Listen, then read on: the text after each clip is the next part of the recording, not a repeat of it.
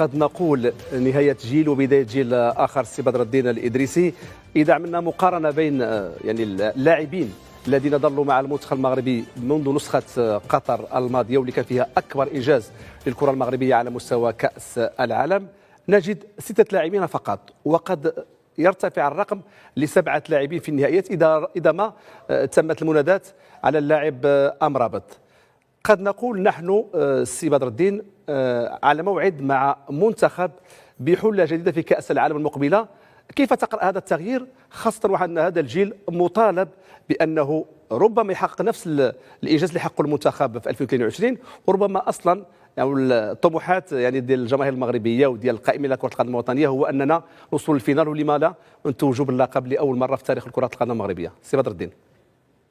بالتاكيد زميلي عبد الله، والتغيير تفرضه طبيعه الاشياء، يفرض منطق التطور، يفرض ايضا منطق الجاهزيه ومنطق التنافسيه، لانه لا احد ممكن ان يظل حاملا لقميص الفريق الوطني لمجرد انه ظهر في مونديال 2022. بطبيعه الحال مقياس الذي يقود اي لاعب للاستمرار مع الفريق الوطني معروف للجميع، ويمكن ان يؤكده كل الزملاء، وهو معيار التنافسيه ومعيار الجاهزيه. اليوم صحيح ان الفريق الوطني يحتفظ بقرابه 6 أو 7 من العناصر الموندياليه، وهي ركائز تشمل جميع مناطق اللعب، يعني من حارس المرمى ياسين بونو مرورا الى خط الدفاع بتواجد كل من نصير مزراوي، اشرف حكيمي، احتمال ايضا وجود نايف اكرد على مستوى وسط الميدان، وجود احتمال سفيان امرابط، عز الدين اناحي، بلال الخنوس، وصولا الى الخط الامامي الذي لم يعد يتواجد فيه على الاقل الى حد الان سوى عبد الصمد الزلزولي بعد ما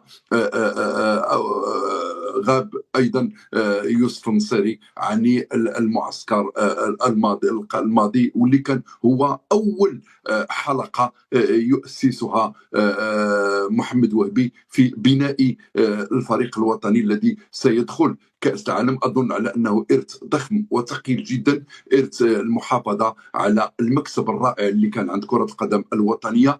واش نقدروا نقولوا بأن المنتخب باقي كيجرب، ولا هذا كانت هي السمه البارزه في الحقبه السابقه، واليوم حنا مع هذا الناخب الوطني الجديد هو ربما نقدروا نقولوا بان عنده واحد النظره، هو عنده واحد الجرأه في اختيار اللاعبين، جرأه في اتخاذ بعض القرارات، لان اللي شفنا الماتش ديال الاكوادور مع الماتش ديال الباراغواي كان واحد التغيير عاود كبير في تشكيله المنتخب المغربي. واش نقدروا نقولوا اليوم بان المنتخب المغربي واخا هو نهايه جيل وبدايه جيل ما عندكوش ديك التغييرات الكثيره اللي شفناها في المرحله السابقه بالعقليه ديال الناخب الوطني الجديد؟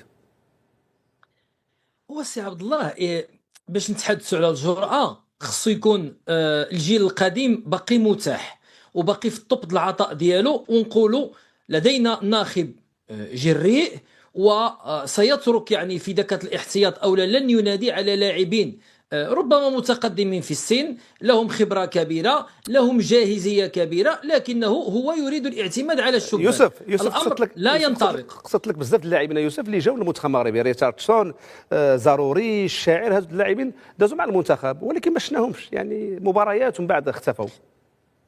شوف، هو ما يقع ربما اليوم الوضع مختلف، لان اليوم اللاعبين اللي كيجيو اما في اماكن عندنا فيها خصاص كمركز الدفاع مثلا كمحور الدفاع، ولا بعض اللاعبين اللي تالقوا مع المنتخب المغربي ويعني وقدموا اوراق اعتمادهم، خاصه المنتخب اليوفان اللي توج بكاس العالم مع وهبي.